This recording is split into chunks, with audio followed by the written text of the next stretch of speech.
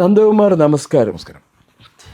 ഇത് വളരെ കൗതുകകരമായ ഒരു കാര്യം നമുക്ക് ചർച്ച ചെയ്യാം. തീർച്ചയായിട്ടും. അതെ, അതായത് ഇക്കഴിഞ്ഞ ദിവസം മാധ്യമങ്ങളിൽ വേണ്ടത്ര പ്രാധാന്യം കിട്ടിയോന്ന് എനിക്കറിയില്ല. മലയാള മാധ്യമങ്ങൾ ചിലത് മാധ്യമങ്ങൾ കൊടുക്കണ്ടെന്ന് വിചാരിച്ചു വലുതായിരിക്കും. എന്തായാലും പറഞ്ഞോളൂ. അതായത് നമ്മുടെ കത്തോലിക്ക സഭയുടെ ഔദ്യോഗിക വക്താവായിരുന്നു ഒരു കാലത്ത് തേലക്കാട്ട്, പോൾ തേലക്കാട്ട്. പോൾ തേലക്കാട്ടിൻ്റെ ഒരു പരാമർശം, അതല്ലെങ്കിൽ ഒരു നിരീക്ഷണം എന്താണെന്ന് വെച്ചാൽ, ഹിന്ദു ക്ഷേത്രങ്ങളിലൊക്കെ ടൺ കണക്കിന് സ്വർണമാണ് നിക്ഷേപമായിട്ടുള്ളത്. പിന്നെ ബാക്കിയുള്ളത് നമ്മൾ വായിക്കാം. അദ്ദേഹം പറയാതെ പറഞ്ഞു അതൊക്കെ എടുത്ത് പൊതു നന്മയ്ക്ക് വേണ്ടിയിട്ട് ഉപയോഗിക്കണം. ഇങ്ങനെ ക്ഷേത്രത്തിൽ സ്വർണം കൊന്നുകൂടിയിരിക്കുന്നത് ശരിയല്ല എന്നാണ് അദ്ദേഹം ഉദ്ദേശിക്കുന്നത്. കാരണം പൊതുവേ ഞാൻ അദ്ദേഹത്തിൻ്റെ ടെലിവിഷൻ ചാനലുകൾ ചർച്ചയിൽ പണ്ടൊക്കെ കാണാറുണ്ടായിരുന്നു. ഇപ്പോൾ അത് ഞാൻ ചാനലുകൾ കാണാറില്ല, ഇപ്പോൾ വരാറുണ്ടോ എന്ന് എനിക്ക് അറിയാൻ പാടില്ല. പിന്നെ അദ്ദേഹം ഈ ലേഖനങ്ങളൊക്കെ എഴുതാറുണ്ടായിരുന്നു പത്രങ്ങളിലൊക്കെ. ഞാൻ ഒരു കാലത്ത് മലയാളം പത്രം വായിക്കുമ്പോൾ പ്രധാനമായിട്ട് കത്തോലിക്ക സഭയുടെ ഔദ്യോഗിക വക്താവ് എന്നുള്ള രീതിയിലാണ് അദ്ദേഹം. അപ്പോൾ അത് എനിക്ക് മനസ്സിലായിട്ടുള്ളത് അദ്ദേഹം നല്ല അറിവും പാണ്ഡിത്യമൊക്കെ ഉള്ള മനുഷ്യനാണ്. പക്ഷെ ഒറ്റ കുഴപ്പമുള്ളത് ഫിലോസഫിയിൽ ഡോക്ടറേറ്റ് ഉണ്ട്. ഓ അത് ശരി, ഡോക്ടറേറ്റ് ഫിലോസഫിയിലാണ്. പക്ഷേ ക്രൈസ്തവ സഭയിൽ മിക്കവാറും ഈ പള്ളിയിൽ അച്ഛന്മാർക്കൊക്കെ ഡോക്ടറേറ്റിലൊക്കെ ഉടായ്പാണ്. ഞാനിപ്പോൾ കേരളത്തിന് വിദ്യാഭ്യാസ രംഗം തകർന്നതിൽ വലിയ പങ്ക് കേരളത്തിൽ ക്രൈസ്തവ സഭയ്ക്കാണ്. കാരണം പള്ളിയിൽ അച്ഛന്മാരുടെയും ഇവിടെ അമ്മമാരുടെയൊക്കെ ഡോക്ടറേറ്റ് ചെയ്തതിനകത്താ വിമോചന ദൈവശാസ്ത്രത്തിലേക്ക് ഇവർക്ക് റോമിൽ സർവകലാശാല ഉണ്ട്. പ്രത്യേകിച്ച് പണിയിലണ്ടിരിക്കുന്നവരാ അവർ കൊടുക്കുന്ന ഡോക്ടറേറ്റ് ഇവർക്കുള്ളത്. ഇവർ മികച്ച കേരളത്തിലുള്ള യൂണിവേഴ്സിറ്റിയിൽ നിന്ന് പോലും പഠിച്ച് ഡോക്ടറേറ്റ് എടുത്തിരിക്കുന്നവർ എത്ര പേരുണ്ട്? ഇതൊന്ന് വ്യക്തമാക്കട്ടെ. പക്ഷേ അത് ഒരു കാര്യമുണ്ട്, ഈ തേലക്കാട്ടിൻ്റെ ഒരു കുഴപ്പം ഇതാണ്. തേലക്കാട്ടൊരു ഭയങ്കര ക്രിസ്ത്യൻ ഫണ്ടമെൻ്റലിസ്റ്റാണ്, ഒരു ക്രൈസ്തവ മതഭ്രാന്തൻ എന്ന് അവർ വിശേഷിപ്പിക്കും. അത് ആ മതഭ്രാന്ത് കാണിക്കുന്നതാണ്. അതിന് എനിക്കൊരു ചെറിയൊരു പാഠഭേദമുള്ളത്, ഈ തേലക്കാട്ടിനെ സംബന്ധിച്ച് തേലക്കാട്ട് ധരിച്ചിരുന്നത് അദ്ദേഹം സഹായം എത്രാനാവുമെന്ന് അദ്ദേഹം ധരിച്ചു. ഇത് ക്രൈസ്തവ സഭ ആക്കൂല. ഈ ക്രൈസ്തവ സഭയുടെ ചരിത്രത്തിൽ ഈ പിന്നാക്ക സമുദായക്കാരൻ കറുത്ത ആള് ആരാണ് ബിഷപ്പായിട്ടുള്ളത്? ഇതൊന്ന് വ്യക്തമാക്കട്ടെ. ഓ മൈ ഗോഡ്, ഒരു കാര്യമുണ്ട്. ഞാൻ ഇതിൻ്റെ ഈ പ്രശ്നം നന്ദൻ പറയുമ്പോൾ ഒരു കാര്യം പറയാം. നന്ദൻ അറിയില്ലേ ജോസഫ് പുലിക്കുന്നേൽ? അതെ അതെ. എൻ്റെ വളരെ കാര്യം എന്നെക്കാളും ഭയങ്കര പ്രായത്തിനൊക്കെ വ്യത്യാസം ഉണ്ടായിരുന്നെങ്കിൽ ഞങ്ങൾ നല്ല സുഹൃത്തുക്കളായിരുന്നു. എപ്പോഴും ഫോണിൽ സംസാരിക്കും. ഓരോ കാര്യങ്ങളെക്കുറിച്ച് എന്തെങ്കിലും എന്താ സംശയം ഉണ്ടെങ്കിൽ അദ്ദേഹത്തെ വിളിച്ച് ചോദിക്കാറുണ്ട്. അദ്ദേഹത്തിൻ്റെ ഒരു മാസിക ഉണ്ടായിരുന്നു, ഓശാന. എനിക്കതെല്ലാം അതെ. അപ്പം ഈ ഞാൻ ഇവിടെ ഒരു ചാനലിൽ വർക്ക് ചെയ്യേണ്ടത് കേരളത്തിൽ കുറച്ച് ഒരു 2 വർഷം, കൂടുതലും മദ്രാസിലായിരുന്നു. 98 തൊട്ട് 2004 വരെ ഞാൻ ആ ചാനൽ 5 വരെ ചാനലിൽ വർക്ക് ചെയ്തത്. അതിൽ അവസാനത്തെ 2 വർഷം ഈ ചാനലിൻ്റെ വെബ്സൈറ്റ് എഡിറ്ററായിരുന്നു. അപ്പോൾ ജോൺ പോൾ രണ്ടാമൻ, ജോസഫ് വോയിറ്റില എന്ന് പറഞ്ഞ മറ്റേ ജോസഫ് വോയിറ്റില, പോളിഷ് പിതാവ്, മാർപ്പാപ്പ, അയാൾ മരിച്ചു. I think it is in 2002 or 2003 മരിച്ചത്. അപ്പോൾ അത് കഴിഞ്ഞ് അതിൻ്റെ വാർത്തകൾ ഇങ്ങനെ പേപ്പറിൽ വന്നുകൊണ്ടിരിക്കും. അപ്പോൾ പുതിയ പോപ്പിനെ തിരഞ്ഞെടുക്കാനായിട്ടുള്ള കോൺക്ലേവ് ആരംഭിക്കാൻ പോവുകയാണ്. അപ്പോൾ നമ്മുടെ 1-2 പത്രങ്ങൾ കേരളത്തിലുള്ള ആൾ അടുത്ത പോപ്പ് ഇന്ത്യയിൽ നിന്നു എന്നൊക്കെ പറഞ്ഞിട്ട് വാർത്ത വന്നു. നല്ല തമാശക്കാരെങ്കിലും എഴുതിയായിരിക്കും. കേരളത്തിൽ ഇന്ത്യയിൽ നിന്ന് പോപ്പ് വരാൻ പറ്റില്ല. ഇല്ല, പറയണേ കേൾക്കൂ. അപ്പം ഞാൻ ഇദ്ദേഹത്തിനെ വിളിച്ചത്, ഈ കത്തോലിക്ക സഭയുടെ ഇതുമായിട്ട് ബന്ധപ്പെട്ട എന്തെങ്കിലും ഉണ്ടെങ്കിൽ അദ്ദേഹത്തിനെയാണ് വിളിക്കുക. അപ്പം ഞാൻ ചോദിച്ചിങ്ങനെ, സാർ ഇത് പോപ്പ് അടുത്ത് ഇന്ത്യക്കാരനാണെങ്കിൽ ആരായിരിക്കും? നമ്മുടെ ക്ലീമസോ അങ്ങനെയുള്ള ആരെങ്കിലും ഞാൻ ആയിരിക്കും എന്ന് വെച്ചു. അപ്പം നേടാ ഇറക്കാം, നിനക്ക് മിണ്ടാണ്ടിരിക്കാൻ പാടില്ല, ഈ ഇത്രയും പ്രായമായി ഇത്രയും വിവരക്കേട് നീ അല്ലാണ്ട് വേറെ ആരാ പറയണേന്ന് വെച്ചു. അതെന്താന്ന് ചോദിച്ചു. ഒരു കറുത്ത വർഗ്ഗക്കാരനെ പോപ്പാക്കുക നല്ല കാര്യമായി. വെള്ളക്കാരൻ അവൻ്റെ മുമ്പിൽ മുട്ടുകുത്തി അവൻ്റെ കയ്യുമ്മയും കാലുമേയും മുത്തുന്നു നീ തോന്നണ്ടോ? നിനക്ക് തോന്നണ്ടോ?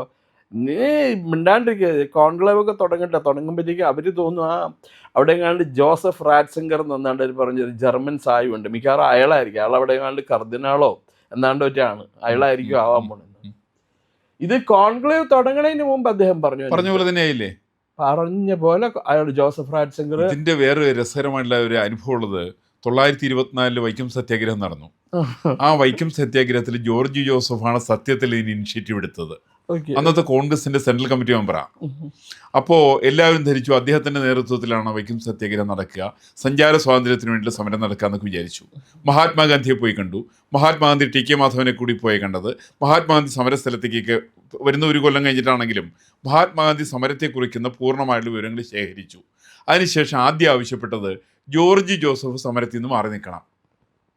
അപ്പോൾ കേരളത്തിലെ നേതാക്കന്മാരായിരുന്ന കെ പി കേശവനും ടി കെ മാധവനും കെ കിളപ്പനടക്കമുള്ള ആളുകളൊക്കെ പറഞ്ഞു, ഇതെന്തിനേർപ്പാട്, ഈ സമരത്തിൻ്റെ സൂത്രധാരൻ അദ്ദേഹമാണ്, അദ്ദേഹത്തിനല്ലേ സമരത്തിന് നേതൃത്വം കൊടുക്കേണ്ടത്. അതിന് മഹാത്മജി പറഞ്ഞൊരു ഉത്തരവുണ്ട്.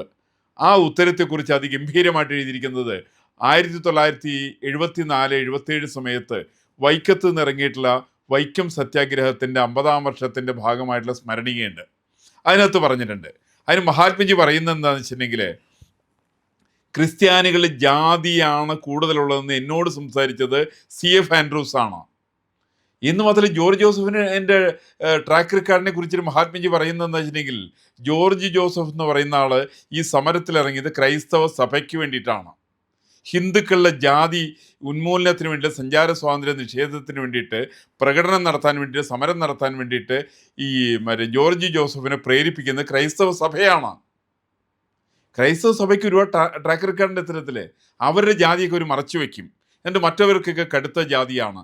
ഇത് പറഞ്ഞതുകൊണ്ട് വലിയ സമരം നടത്തിക്കൊണ്ട് ക്രൈസ്തവ സഭയിലേക്ക് ആളെ കൂട്ടുന്ന കാര്യത്തിൽ വലിയ പങ്കാണ് ഇവർ വഹിച്ചിരിക്കുന്നത്.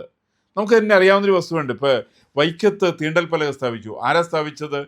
അത് ശങ്കരമേനാണ്. ഏത് ശങ്കരമേന? കേരളത്തിന് ചരിത്രം എഴുതിക്കുന്ന പത്മനാഭൻ്റെ സഹോദരനായിട്ടുള്ള ശങ്കരമേനൻ. എന്നാ സ്ഥാപിച്ചത്? 1905. എന്താ സ്ഥാപിക്കാൻ കാരണം?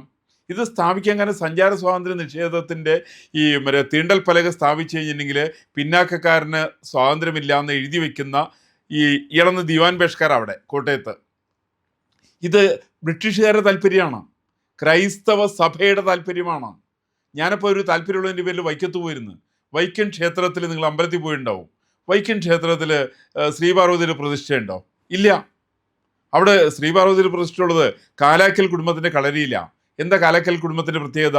ഈഴവ കുടുംബമാണ്. ഈഴവ കുടുംബത്തിൻ്റെ ക്ഷേത്രത്തിൻ്റെ വടക്കേ നടക്കിലുള്ള ഈഴവ കുടുംബത്തിൻ്റെ കളരിയിലാണ് ശ്രീപാർവതിയുടെ പ്രതിഷ്ഠയുള്ളത്. അപ്പം ഞാൻ ആ വീട്ടിൽ പോയിരുന്നു. അപ്പോൾ അവർ ഈ ക്ഷേത്രത്തിൻ്റെ കഴകക്കാരാ. അപ്പോൾ ഞാൻ ചോദിച്ചു, കഴകക്കാർക്ക് എവിടെ നിന്നാ തീണ്ടലുണ്ടാവുക?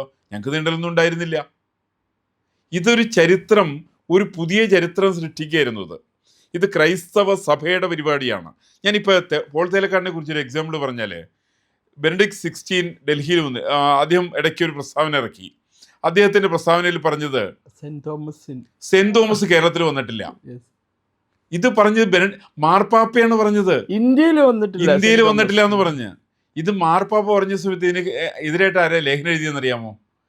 എഴുതിയിട്ട് സത്യദീപത്തിൽ ലേഖനം എഴുതിയ ആളുടെ പേര് പോൾ തേലക്കാടെന്നാണ്. അപ്പോൾ പോൾ തേലക്കാടെന്ന് പറഞ്ഞാൽ മാർപ്പാപ്പയെക്കാളും വലിയ ആളാണ്. അതിൻ്റെ പേരിൽ അദ്ദേഹം ലേഖനമൊക്കെ എഴുതിയത്. അദ്ദേഹം പറഞ്ഞു, മാർപ്പാപ്പയ്ക്ക് ഇവിടുത്തെ കാര്യങ്ങളൊന്നും അറിഞ്ഞുകൂടാന്നാണ് പറഞ്ഞത്. ഇവിടുത്തെ കാര്യങ്ങളൊക്കെ അറിയാവുന്ന എനിക്കാണ്, ഇവിടുത്തെ ബിഷപ്പ്മാർക്കാണ്. അപ്പം ഞങ്ങൾ തീരുമാനിച്ചു സെൻറ് തോമസ് വന്നു എന്ന്. അപ്പം ഞാൻ എൻ്റെ ആർഗ്യുമെൻറ്റിൽ സെൻറ് തോമസ് കേരളത്തിൽ വന്നിട്ടില്ല എന്ന് ഒരുപാട് തെളിവുകളുണ്ട്. ഒന്ന്, സെൻറ് തോമസ് ഏത് വർഷത്തിലെ കേരളത്തിൽ വന്നു എന്ന് പറയുന്നത് AD 52 AD എന്നൊരു സിസ്റ്റം തുടങ്ങുന്നത് എന്നാണ്? 6-ാം നൂറ്റാണ്ടിലാണ് തുടങ്ങുന്നത്. അപ്പോൾ ഈ നൂറ്റാണ്ട് ആരംഭിക്കുന്നതിന് വേണ്ടി ആൾ കേരളത്തിലെത്തിയോ? അല്ലെങ്കിൽ AD 52 എന്ന് പറയുന്ന സിസ്റ്റം വരുന്നത് 6-ാം നൂറ്റാണ്ടിൽ എന്ന് പറയുമ്പോൾ സെൻറ് തോമസ് എവിടെയാണ് കേരളത്തിൽ വന്നിട്ടുള്ളത്? മറ്റൊന്ന് ഇവർ പറയുന്നത് സെൻറ് തോമസ് കേരളത്തിൽ വന്ന് കുറേ നമ്പൂതിരിമാരും മതവിവർത്തനം നടത്തി. നമ്പൂതിരിമാർ ഏത് വർഷത്തിലാണ് കേരളത്തിൽ വന്നത്? ഇവർ തന്നെ പറയുന്നത് 8-ാം നൂറ്റാണ്ടിലാണെന്നാണ്. അപ്പം അങ്ങനെയാണ് 8-ാം നൂറ്റാണ്ടിൽ ഇയാൾ സെൻറ് തോമസ് കേരളത്തിൽ വന്നിട്ടുള്ളൂ. ഇങ്ങനെ തരികിട ആയിരിക്കുന്ന ചില ചരിത്ര സംഭവങ്ങളെ പറയുകയും എഴുതിപ്പിടിപ്പിക്കുകയും ചെയ്യുന്ന പരിപാടിയാണ് ക്രൈസ്തവ സഭയുടെ ഉള്ളത്. അത് ഈ പാതിരികൾ മുഴുവൻ കള്ളത്തരാണ് പ്രൊമോട്ട് ചെയ്തുകൊണ്ടിരിക്കുന്നത്. ഞാനൊരു കാര്യം പറയാം. ഇപ്പോൾ അങ്ങ് പറഞ്ഞുല്ലോ, ഈ നമ്പൂതിരിമാരെ കൺവേർട്ട് ചെയ്ത് ക്രിസ്ത്യൻ ആക്കിയെന്ന് പറഞ്ഞല്ലോ, അവർ അവകാശപ്പെടുന്നുണ്ടെന്ന് പറഞ്ഞു. ഞാനും കണ്ടിട്ടുണ്ട് പല ചങ്ങനാശ്ശേരിക്കാർ ക്രിസ്ത്യാനികൾ, ഞങ്ങളുടെ അപ്പൂപ്പൻ്റെ അപ്പൂപ്പൻ ക്രിസ്ത്യാനിയായിരുന്നു, നമ്മുടെ സെൻറ് തോമസ് ഒന്ന് ഇങ്ങനെ കൺവേർട്ട് ചെയ്തതാണ്. ഇതിനെക്കുറിച്ച് നമ്മളുടെ മന്നത്ത് പത്മനാഭൻ അദ്ദേഹത്തിന്റെ ആത്മകഥയില്ല ജീവിത സ്മരണ എന്തൊരു പുസ്തകമുണ്ട്. ഞാൻ വർഷങ്ങൾക്ക് മുമ്പ് ഹരിന്ദ്ര ഗ്രൂപ്പ് സാർ എഴുതിയതാ. 2 വോളിയുള്ള പുസ്തകമല്ലേ? അതെ. അതില് മന്നത്ത് പത്മനാഭൻ ഒരു കാര്യം പറയുന്നുണ്ട്. ഈ ക്രിസ്ത്യാനികൾ പലരും അവകാശപ്പെടുന്നു അവർ നമ്പൂതിരിമാരായിരുന്നു, അവരുടെ പൂർവികർ, അവർ മതം മാറി ക്രിസ്ത്യാനികളായതാണെന്നാണ് പറയുന്നത്. പക്ഷെ ഒരു കാര്യത്തിന് ഇന്നേ വരെ വ്യക്തമായ മറുപടി അവർ തന്നിട്ടില്ല. ഈ നമ്പൂതിരിമാർ എന്ന് പറയുന്നത് കേരള സമൂഹത്തിൽ ഏറ്റവും കൂടുതൽ ഔന്നത്യങ്ങളിൽ ഇരുന്നിരുന്ന വ്യക്തികളാണ്. അവർ മുഴുവൻ സമ്പന്നരായിരുന്നു, അവർ മുഴുവനും സാമൂഹ്യമായും സാംസ്കാരികമായും എല്ലാം ഉന്നത പൊസിഷനിലായിരുന്നു. മഹാരാജാക്കന്മാർ വരെ അവരുടെ ഉപദേശങ്ങൾ തേടിക്കൊണ്ടിരുന്നിരുന്നു. അവർ വിശേഷ അവസരങ്ങളിൽ അവരെ വിളിച്ച് പ്രത്യേകമായി ആദരിക്കുമായിരുന്നു. അങ്ങനെ നമ്പൂതിരി കുടുംബങ്ങളെല്ലാം തന്നെ സമൂഹത്തിൽ ഇത്രമാത്രം ഉന്നതങ്ങളിൽ ഇരുന്ന് ആ സമയത്ത് അവരെന്തിനൊരു വിദേശ മതത്തിലേക്ക് പരിവർത്തനം ചെയ്യണം? കാരണം അവർക്ക് അൺടച്ചബിലിറ്റിയോ ഒന്നുമില്ല. അവരവിടെ പോയി കഴിഞ്ഞാൽ പിന്നെ എന്തിനു പോകണം എന്നുള്ളതിന് ഇന്ന് അവരൊരു മറുപടി പറഞ്ഞിട്ടില്ല. അതിന് ഇവർ 2-3 കാരണമുണ്ട്. ഇപ്പൊ ക്രൈസ്തവ സഭയെ സംബന്ധിച്ച് ഇപ്പൊ നേരത്തെ പോൾ തേലക്കാട്ട് പറഞ്ഞു, ഹിന്ദു ക്ഷേത്രങ്ങളിൽ ഒരുപാട് സ്വത്ത് കുന്നുകൂടിയിട്ടുണ്ട്. എങ്ങനെ സ്വത്തുണ്ടായത് എങ്ങനെയാ? അവിടെ ശ്രീപത്മനാഭ സ്വാമി ക്ഷേത്രത്തിലടക്കം ആ രാജകുടുംബാംഗങ്ങളുടെ ആരെങ്കിലും തെറ്റ് ചെയ്തിട്ടുണ്ടെങ്കിൽ തെറ്റിന് പ്രായശ്ചിത്തമായിട്ടാണ് ഭണ്ഡാരത്തിലേക്ക് പണം ഇടുക, അല്ലെങ്കിൽ സ്വർണ്ണം ഇടുക. ഈ സാധനം അവർ തിരിച്ചെടുക്കുന്നില്ല. ഇവിടെ ക്രൈസ്തവ സഭയിൽ അങ്ങനെയല്ല. മഹാമിടുമിടുക്കന്മാരാ പള്ളിയിലച്ചന്മാരൊക്കെ. കാരണം സ്വന്തമായിട്ട് ബാങ്കിന്റെ പാസ്ബുക്ക് ഉണ്ടാക്കുന്ന ആളുകളാ. ഈ സ്വന്തമായിട്ട് ബാങ്കിന്റെ പാസ്ബുക്ക് ഉണ്ടാക്കുന്ന മാത്രമല്ല, സ്വന്തം പാസ്ബുക്ക് ഉണ്ടാക്കിയ കുഴപ്പമില്ലായിരുന്നു, അത് ബിഷപ്പിന്റെ പാസ്ബുക്ക് ഉണ്ടാക്കുന്നവരാ. അങ്ങനെ ബിഷപ്പിന്റെ പാസ്ബുക്ക് ഉണ്ടാക്കിയിട്ട് നിരവധി ആളുകളെ കുറിച്ചിട്ട് എനിക്ക് നേരിട്ടറിയാം. ബിഷപ്പ്മാരെ കുറിച്ച് പത്രത്തിൽ വാർത്തയും വന്നിരുന്നു, ചാനലിൽ ചർച്ച വന്നിട്ടില്ല എന്ന് മാത്രമേ ഉള്ളൂ. അങ്ങനെയുള്ള വലിയ പാരമ്പര്യമുള്ളവരാണ് ഈ പറയുന്ന സഭക്കാർ. ഇവർ വിദേശ ഫണ്ടാന്ന് പറഞ്ഞു. വിദേശ ഫണ്ടിൻ്റെ ഇവർക്ക് എത്ര കോടി രൂപയാണ് ഇവർക്ക് ഇന്ത്യയിലെ കേരളത്തിൽ വരുന്നത്? ഒരു കണക്ക് കാണിക്കാമോ? ഇപ്പോൾ ഇവർക്ക് കേരളത്തിൽ ഒരുപാട് വിദ്യാഭ്യാസ സ്ഥാപനമുണ്ട്. ഏകദേശം 7500 വിദ്യാഭ്യാസ സ്ഥാപനം കേരളത്തിൽ. അതിൻ്റെ പകുതിയിലധികത്തിൻ്റെ കണക്കുകൾ എൻ്റെ ചോദിച്ചുണ്ടല്ലോ. എനിക്കറിയാലോ, എറണാകുളത്തെ എണ്ണപ്പെട്ട കോളേജുകളുടെ ഒക്കെ തന്നെ സ്ഥാപനത്തിൻ്റെ സ്വത്തെന്ന് പറഞ്ഞാൽ രാജാവിൻ്റെ സ്വത്താണ്. രാജാവ് സൗജന്യമായിട്ട് കൊടുത്തതാണ്. ഏറ്റവും പ്രമുഖമായിരിക്കുന്നൊരു കോളേജിന് ഇവിടെ എറണാകുളത്ത് 27 ഏക്കർ സ്ഥലമുണ്ട്. അതിൽ 23 ഏക്കർ രാജാവ് സൗജന്യമായിട്ട് കൊടുത്തു. 4 ഏക്കർ സ്ഥലം ഇവർ കായൽ നികത്തിയെടുത്തു. അങ്ങനെ 27 ഏക്കർ സ്ഥലം. അപ്പോൾ അത് ഒരു നയാ പൈസ ഇവർ പണം മുടക്കി എറണാകുളത്തോ കേരളത്തിലെവിടെയെങ്കിലോ ക്രൈസ്തവ സഭ സ്ഥലം വാങ്ങിച്ചിട്ടില്ല. അങ്ങനെ വാങ്ങിച്ച സ്ഥലങ്ങളുണ്ടെങ്കിൽ ആ സ്ഥലത്തേക്ക് ഒരു മറച്ചു വിറ്റിട്ടുണ്ട്. ആ മറച്ചു വിറ്റതിൻ്റെ പേരിലാണ് പോൾ തേലക്കാടിനൊക്കെ തർക്കമുള്ളത്. നമ്മുടെ ആലഞ്ചേരി പിതാവ് എന്ന് പറഞ്ഞ ആളുണ്ടായിരുന്നു, മറ്റേ ആർച്ച് ബിഷപ്പാണ്. ആ മനുഷ്യൻ വളരെ മിടുമിടുക്കനാട്ടോ. അദ്ദേഹം ആ സ്ഥലം മുഴുവനായിട്ട് 28 കോടിക്ക് മറ്റോ വിറ്റു. അത് 10 കോടി കണക്കി കാണിച്ചുള്ളൂ. ഈ കണക്കി കാണിച്ചിട്ട് 18 കോടിയുടെ കണക്ക് സ്വാഹ. ആ ചരിത്രം ചോദിച്ച് പുള്ളിക്കെതിരായിട്ട് പരാതി കൊടുത്ത ആളുടെ പേരാണ് പോൾ തേലക്കാട്. അതോടുകൂടി അദ്ദേഹത്തിന്റെ ഔദ്യോഗിക പദവി എല്ലാം പോയി. അതെ, ഈ ഔദ്യോഗിക പദവി പോയിന്ന് മാത്രമല്ല, ഇത് എന്തുകൊണ്ടാണ് പരാതി കൊടുത്തതെന്നുള്ള ഒരു ആദ്യത്തെ സംഭവമൊന്നും അല്ലല്ലോ. പരാതി കൊടുക്കാൻ പ്രധാനപ്പെട്ട കാരണം ഈ പറയുന്ന പോൾ തേലക്കാടിന് മെത്രാനാവാൻ സാധ്യമല്ല. കാരണം പുള്ളിയുടെ നിറം കറുപ്പാണ്. കറുത്തവർ മെത്രാനായിട്ടുള്ളവർ ആരൊക്കെയുണ്ട് അതൊന്ന് പറയട്ടെ. ഇവര് കറുത്തവർക്ക് മെത്രാനാവാൻ സാധ്യമല്ല. അല്ല, മറ്റേ ടോപ്നോ എന്ന് പറഞ്ഞൊരു ബിഷപ്പ് ഉണ്ടായിരുന്നില്ലേ, ടെലി ടോപ്നോ ഇടയ്ക്കായിട്ടുണ്ട്. അങ്ങനെ ട്രൈബലായിരുന്നു. അതിനാണ് ഇപ്പൊ കേരളത്തിൽ മഹാത്മജയന്റെ പറഞ്ഞല്ലോ, കേരളത്തില് പുലയപ്പള്ളികളാണ് കേരളത്തിൽ ഉണ്ടായിരുന്നത്. നന്ദൻ, ഞാനൊരു കാര്യം പറയട്ടെ, നന്ദൻ അറിയില്ലേ, കുമരിയാനന്ദനെ അറിയില്ലേ? വളരെ വിഖ്യാത പ്രാസംഗികനും കോൺഗ്രസ്സുകാരനൊക്കെ നല്ല മനുഷ്യനാണ്. കാര്യം കോൺഗ്രസ്സുകാരനാണെങ്കിലും നല്ല സംസ്കാരവും വളരെ വിവരമുള്ള മനുഷ്യനാണ്. അത്യാവശ്യം വായനയും അതുമൊക്കെ ഉള്ള കൂട്ടത്തിലാണ്. അദ്ദേഹത്തിൻ്റെ ഭാര്യ ദളിത് സമുദായത്തിൽപ്പെട്ട ആയിരുന്നു. അപ്പോൾ അവർ പള്ളിയിൽ കുർബാനയ്ക്കൊക്കെ സൺഡേ മാസനൊക്കെ ചെന്നപ്പോൾ അവരോട് അടുത്തുള്ള പറപ്പള്ളിയിൽ പോകാൻ പറഞ്ഞു. പറപ്പള്ളി തമിഴ്നാട്ടിലുള്ളതാണ്. പറപ്പള്ളി എന്ന് പറയുന്നത് പറയ വിഭാഗത്തിൽപ്പെട്ടവരുടെ പള്ളി. പുലപ്പള്ളി എന്ന് പറഞ്ഞാൽ പുലയ വിഭാഗത്തിൽപ്പെട്ടവരുടെ പള്ളി. ഈ പള്ളിക്കൊക്കെ പ്രത്യേകമായിട്ടുള്ള മെത്രാന്മാരുണ്ട്, ഇവർക്ക് പ്രത്യേകമായിട്ടുള്ള അച്ഛന്മാരുണ്ട്. ഇവരുടെ പള്ളി വേറെയാണ്. ഞാൻ വേറെ ഒന്ന് ചോദിക്കട്ടെ, ഇപ്പം നമ്മൾ ഹിന്ദുക്കളിൽ ജാതിയുണ്ട്, മറ്റുള്ളവർക്കൊക്കെ ജാതിയുണ്ട്, ഞങ്ങൾക്ക് ക്രിസ്ത്യാനികളിൽ ജാതിയില്ല എന്നാണ് പറയല്ല. ഞാൻ അതിനകത്ത് വേറെ ഒന്ന് ചോദിച്ചിട്ടുണ്ടായിരുന്നു, ഒരു പഞ്ചായത്തിനകത്ത് എത്ര ക്രൈസ്തവ സിമിത്തേരികളുണ്ട്? ഒന്ന് ഈ പറയുന്ന അച്ഛനൊന്ന് കണക്ക് പറയട്ടെ. എന്താ പല സിമിത്തേരി ഉണ്ടാക്കി? എന്താ സുറിയാനിക്ക് ഒരു സിമിത്തേരി, യാക്കോബിയറ്റിന് വേറെ സിമിത്തേരി, ലത്തീൻ കത്തോലിക്കിന് വേറെ സിമിത്തേരി, യഹോവ സാക്ഷികൾക്ക് ഒരു സിമിത്തേരി, മറ്റേ പെന്തിക്കോസ്തുകാരന് ഒരു സിമിത്തേരി. ഒരു പഞ്ചായത്തിൽ 5-6 സിമിത്തേരികളാണ്. എന്ന് വെച്ചാൽ മരിച്ചു കഴിഞ്ഞിട്ടുണ്ടെങ്കിൽ ഡെഡ് ബോഡി ആയിട്ട് നെട്ടോട്ടമാണ്. അതിന് നമ്മളിവിടെ ഈ മുളന്തുരുത്തിൽ പെരുമ്പള്ളി പള്ളിയിൽ കാണാറുണ്ട്, യാക്കോബായി സഭകൾ തമ്മിൽ തർക്കം. ആ തർക്കം വരുന്ന സമയത്ത് ഞങ്ങളുടെ പള്ളിയിൽ ഇവരെ അടക്കം ചെയ്യാൻ പറ്റില്ല. അതിൻ്റെ പേരിൽ ഓർത്തഡോക്സ് വിഭാഗത്തിൽ തന്നെയുള്ള 6 വിഭാഗങ്ങളിൽ ഒരു വിഭാഗം അടുത്ത വിഭാഗത്തെ കയറ്റൂല. ഇതൊന്നും കേരളത്തിലെ ഹിന്ദുക്കളുടെ ഇടയ്ക്ക് ഇല്ല എൻ്റെ തേലക്കെട്ടച്ചു. കാരണം എനിക്ക് ഹിന്ദുക്കളുടെ ഇടയ്ക്കാണെങ്കിൽ നമ്പൂതിരിയായാലും പറയനായാലും ഉള്ളാടനായാലും നായരാണെങ്കിലും ആരാണെങ്കിലും ഒരു പൊതു ശ്മശാനത്തിൽ അടക്കം ചെയ്യാൻ അവർ സമ്മതിക്കും, ക്രിസ്ത്യാനി സമ്മതിക്കില്ല. ഇതൊരു ആഗോള പ്രതിഭാസമാണ്. ആഗോള പ്രതിഭാസമാണ്. ഞാൻ ഇപ്പോഴും ഓർക്കുന്നുണ്ട്, 1980 ഇന്ദിരാഗാന്ധി ജയിച്ച അധികാരത്തിൽ വന്ന് പ്രധാനമന്ത്രിയായി വീണ്ടും. എന്നിട്ട് അവര് വിദേശ പര്യടനത്തിന് പോയി. അപ്പോൾ അവരെ വൈറ്റ് ഹൗസിൽ സ്വീകരിച്ചത് പ്രസിഡന്റ് റീഗനാണ്. ഈ റീഗൻ വളരെ നർമ്മബോധമുള്ള മനുഷ്യനാണ്. എന്ത് വിഷയത്തിനെ കുറിച്ചിട്ടാണെങ്കിലും അദ്ദേഹം എന്താ പറയണ, വളരെ പോയറ്റിക്കൽ ലാംഗ്വേജിലാണ് അദ്ദേഹം സംസാരിക്കുന്നത്. അപ്പൊ ഇവര് for me every journey is an adventure in search of peace എന്നൊക്കെ പറഞ്ഞ് ഇന്ദിരാഗാന്ധി എഴുതിക്കൊണ്ടുപോയ പ്രസംഗമൊക്കെ വായിക്കുക. അത് കഴിഞ്ഞ് പ്രസിഡന്റ് മറുപടി പറയുക, madam prime minister, I am very happy to welcome you to the White House and United States എന്നൊക്കെ പറഞ്ഞു കഴിഞ്ഞിട്ട് ഇവര് ഇതൊരു ബ്രാഹ്മണിസത്തെ പറ്റി പറഞ്ഞിരുന്നു. I understand you belong to the Kashmiri Brahmin, that's what Kashmiri Brahmin community, that's what you understand. I belong to the Massachusetts Brahmin community. ഓഹോ, അപ്പോ അങ്ങനത്തെ ഒരു വലിയ ചരിത്രമാണ് ക്രിസ്ത്യാനിയെ സംബന്ധിച്ചുള്ളത്. അതുകൊണ്ട് അവരിത് ഇപ്പൊ അവര് വിദേശ ഫണ്ടിനെ കുറിച്ചാണല്ലോ, FCR കുറിച്ചാണ് ഇവരെ തർക്കം കൂടുതൽ. ഈ ബില്ല് ആദ്യം ആരുടെ കാലത്താണ് വന്നേ? ഈ ബില്ല് കോൺഗ്രസിന്റെ കാലത്താണ്. അത് മൻമോഹൻ സിംഗ് കൊണ്ടുവന്നിരുന്നു. ആദ്യം കൊണ്ടുവന്ന് ഇന്ദിരാഗാന്ധിയെ കൊണ്ടുവന്നേ. അതിന്റെ ഫസ്റ്റ് അമെൻമെന്റ് മൻമോഹൻ സിംഗ് നരസിംഹറാവു കൊണ്ടുവന്നു. സെക്കൻഡ് അമെൻമെന്റ് മൻമോഹൻ സിംഗ് കൊണ്ടുവന്നിരുന്നു. ഈ സമയത്തൊന്നും കേരളത്തിലെ ക്രൈസ്തവ സഭയ്ക്ക് ഇത് വിഷയമല്ല. അത് വേറെ കാര്യമുണ്ട്. സെക്കൻഡ് അമെൻമെന്റ് കൊണ്ടുവന്നത് എന്തിനാണെന്നറിയില്ലേ? PMAനെ കൺട്രോൾ ചെയ്യാൻ വേണ്ടിയിട്ട്, movement against nuclear energy.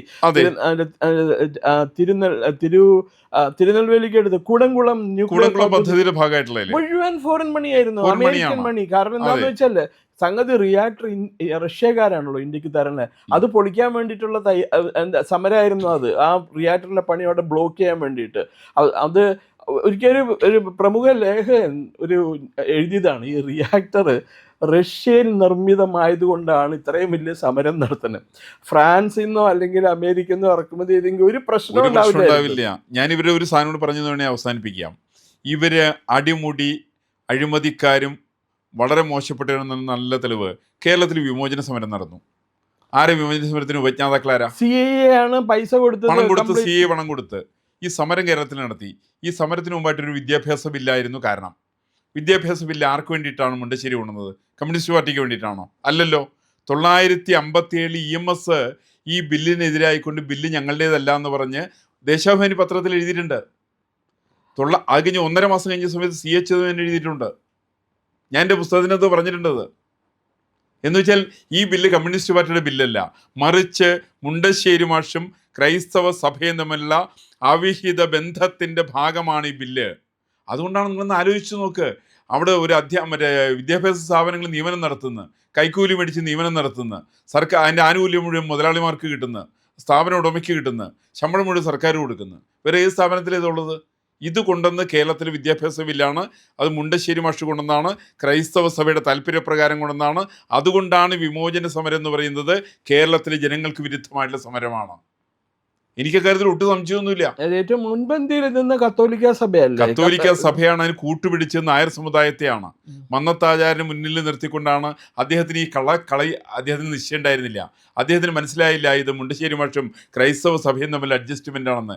EMS അറിയാമായിരുന്നു, CH അറിയാമായിരുന്നു, TV തോമസിന് അറിയാമായിരുന്നു, കമ്മ്യൂണിസ്റ്റ് നേതാക്കന്മാർക്കൊക്കെ അറിയാമായിരുന്നു. അതുകൊണ്ടാണ് ആ സമരത്തിനോടുള്ള അവരുടെ അപ്രോച്ച് ഒരു ഒരു ഒരു ഒരു ഒരു തരത്തിൽ അവിയൽ പരുവത്തിലായിട്ടുള്ള അപ്രോച്ചായിരുന്നു അവരുടെ. ഇത് രേഖകളുണ്ടല്ലോ. ഒന്ന് ദേശാഭിമാനി പത്രം എടുത്തു നോക്ക്. ദേശാഭിമാനി പത്രത്തിൽ EMS ആർട്ടിക്കിൾ ഉണ്ട്, CH ആർട്ടിക്കിൾ ഉണ്ട്. ഇല്ലെന്ന് കമ്മ്യൂണിസ്റ്റുകാരെന്ന് പറയട്ടെ. അപ്പോൾ ഇതൊക്കെ ചെയ്യുന്നത് ക്രൈസ്തവ സഭയ്ക്ക് ഇത്തരം ഒരുപാട് തട്ടിപ്പുകളുണ്ട്. ഈ തട്ടിപ്പുകളൊന്നും ഇനിയുള്ള കാലത്ത് കേരളത്തിൽ ഇന്ത്യയിൽ വിലപ്പോകില്ല. നന്ദൻ, വേറൊരു കാര്യം കൂടിയുണ്ട് നന്ദൻ. ഞാൻ കുറച്ച് ദിവസം മുമ്പ് വായിച്ചതാണ് ഗവൺമെൻറ്റിൻ്റെ ഒരു നോട്ടിഫിക്കേഷൻ വാർത്തയായിട്ട് വന്നത്. ഇപ്പം നമ്മൾ പറയുന്നുണ്ടല്ലോ, ഏറ്റവും കൂടുതൽ ഭൂമി കൈവശം വെച്ചിരിക്കുന്നത് പ്രതിരോധ വകുപ്പാണ്, തൊട്ട് താഴെ റെയിൽവേ ആണ്, തൊട്ട് താഴെ വഖഫാണ്, അതിന് തൊട്ട് താഴെ ക്രൈസ്തവരാണ്. ആകെ 2% ഇവരുള്ളേ. പക്ഷേ അവർക്ക് അവരുടെ കൈവശമുള്ള ഭൂമി എത്ര ശതമാനം വരുന്നെന്ന് ആലോചിച്ച് നോക്കി. അതിൻ്റെ ഒരു കാരണം എന്ന് വെച്ചിട്ടുണ്ടെങ്കിൽ ഇവർ ക്രിസ്ത്യാനികൾക്കെതിരാണ്.